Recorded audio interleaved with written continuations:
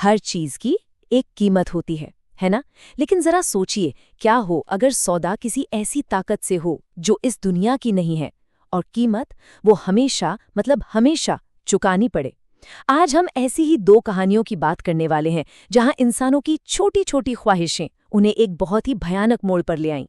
बस इस सवाल को अपने जहन में रखिएगा कि अपनी सबसे बड़ी, सबसे गहरी ख्वाहिश के लिए कोई किस हद तक जा सकता है, क्योंकि आज की हमारी कहानियां इसी सवाल के इर्द गिर्द घूमती हैं। हम देखने वाले हैं दो ऐसी डरावनी कहानियां जहां कीमत इतनी ज्यादा थी जिसकी कोई कल्पना भी नहीं कर सकता, और उसका भुगतान वो तो हमेशा हमेशा के लिए है। ये कहानियां दुनिया के दो अलग अलग कोनों से हैं, लेकिन इनका अंजाम वो एक ही डरावने रास्ते पर जाकर मिलता है।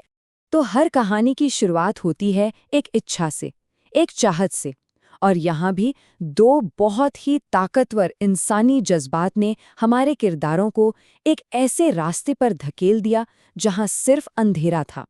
एक तरफ था लालच और दूसरी तरफ गहरा, बहुत गहरा दुख। तो यहाँ हमारे सामने दो एकदम अलग अलग मोटिवेशंस हैं।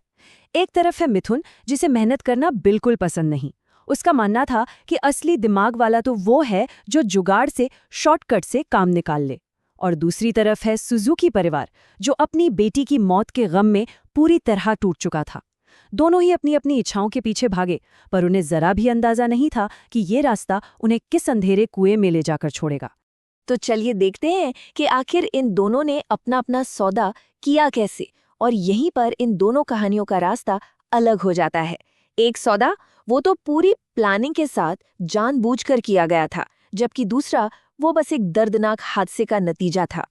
तो मिथुन ने ये रास्ता खुद चुना था। उसे एक पुराने अखबार में अंधकूप सिद्धि के बारे में एक आर्टिकल मिला, और बस अमीर बनने का शॉर्टकट देखकर उसने फैसला कर लिया कि वो ये खतरनाक अनुष्ठान करेगा। 5 रातों का ये रिचुअल, एक सूखे कुएं में, अजीब अजीब चीजों के साथ। आप सोच सकते हैं कितना डेस्परेट रहा होगा वो। लेकिन सुजुकी परिवार की कहानी वो इससे बिल्कुल उलट है। उन्होंने ऐसा कुछ नहीं किया, कोई अनुष्ठान नहीं, कोई मंत्र नहीं। उनकी छोटी बेटी केकुको की मलेरिया से मौत हो गई थी, और बस अपने दुख में उन्होंने उसकी सबसे प्यारी गुड़िया को याद के तौर पर रख लिया था। उन्हें क्या पता था कि उनकी बेटी की आत्मा उसी गुड़िया से जुड़ जाएगी, और अनजाने में एक ऐसा सौदा हो जाएगा जिसकी शर्तें उन्होंने कभी लिखी ही नहीं थी। और किसी भी बुरे सौदे की तरह शुरुआत तो बहुत अच्छी होती है, एक तरह का हनीमून पीरियड। दोनों ही मामलों में ऐसा लगा कि उनकी मुराद पूरी हो गई, कि सब कुछ ठीक हो गया। उन्हें एक झूठी तसल्ली मिल गई कि उन्होंने सही फैसला किया था। मिथुन की तो मानो लॉटरी लग गई, रातों रात उसकी जिंदगी बदल गई। जिस जुए में वो हमेशा हारता था, अब वही जीतने लगा। एक के बाद एक लॉटरी, मुश्किल से मुश्किल रियल एस्टेट डील्स चुटकियों में होने लगी। पैसा बस बरस रहा था, और वो बिना किसी मेहनत के वो सब हासिल कर रहा था जिसके वो सिर्फ सपने देखता था। और उधर सुजुकी परिवार, उनके लिए ये गुड़िया एक सुकून बन गई थी, एक भावनात्मक सहारा। उन्हें लगता था कि उनकी बेटी कीकुको की याद, उसकी मौजूदगी अब भी उनके घर में है। उस गुड़िया के जरिए वो अपने गम से उभरने की कोशिश कर रहे थे। लेकिन अंधेरे से मिला वरदान ज्यादा दिन तक चमकता नहीं है। बहुत जल्द ये ब्लेसिंग एक कर्स में बदलने लगी। दोनों ही कहानियों में चीजें एक भयानक मोड़ लेने वाली थी। खौफ अब दरवाजे पर दस्तक दे रहा था। मिथुन की किस्मत जितनी तेजी से ऊपर गई थी, अब उससे भी 2 गुनी तेजी से नीचे गिरने लगी। पहले कुछ महीने तो सब बढ़िया चला, लेकिन 6ठे महीने से ही सौदों में नुकसान होने लगा। फिर जुए में हारना शुरू। 8वें महीने तक उसे एक ही डरावना सपना बार बार आने लगा, और 9वें महीने तक तो हालत इतनी खराब हो गई कि अपनी लग्जरी कार बेचनी पड़ गई। वो जो शक्ति उसे दे रही थी, अब वापस छीनने लगी थी। सुजुकी परिवार का सुकून भी अब खौफ में बदल चुका था। रात में घर से अजीब अजीब हंसने और फुसफुसाने की आवाजें आने लगीं। और सबसे डरावनी बात, उस गुड़िया के बाल, वो अपने आप बढ़ने लगे थे, बिल्कुल इंसानी बालों की तरह। परिवार वालों को सपने आने लगे कि गुड़िया उन्हें मारने की कोशिश कर रही है, और कई बार तो उसे अपनी जगह से हिलते हुए, सिर घुमाते हुए भी देखा गया। जो गुड़िया कभी उनकी बेटी की याद थी, अब वो घर में एक भयानक, अनचाहा मेहमान बन चुकी थी। अब वक्त आ गया था उस सौदे की फाइन प्रिंट पढ़ने का, वो छिपी हुई शर्तें, वो अनलिखे नियम जो उन्हें बताए नहीं गए थे। हर सौदे की कुछ शर्तें होती हैं, है ना? और अब इन दोनों को पता चलने वाला था कि वो असल में किस चीज से बंधे हुए हैं। जब मिथुन की हालत बिगड़ने लगी तो वो एक तांत्रिक के पास पहुंचा और वहां उसे पता चली अपनी सबसे बड़ी गलती। अंधकूप सिद्धि कोई वरदान नहीं था, ये एक सौदा था।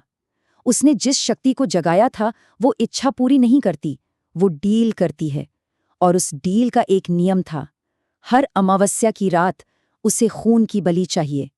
मिथुन ने उस शक्ति से सब कुछ ले तो लिया, पर उसे उसका हिस्सा नहीं दिया। उसने उसे भूखा छोड़ दिया। उधर सुजुकी परिवार ने भी जब उस गुड़िया से छुटकारा पाने की कोशिश की तो उन्हें एक भयानक सच का सामना करना पड़ा। उन्होंने गुड़िया को घर से दूर एक खेत में दफना दिया, पर उसी रात दरवाजे पर जोर जोर से दस्तक होने लगी और जब उन्होंने दरवाजा खोला तो सामने वही ओकीको गुड़िया खड़ी थी। नियम साफ था, उसे फेंका नहीं जा सकता, वो हमेशा लौट कर आएगी, वो उन्हें कभी जाने नहीं देगी। वो गुड़िया अब एक जेलर बन चुकी थी।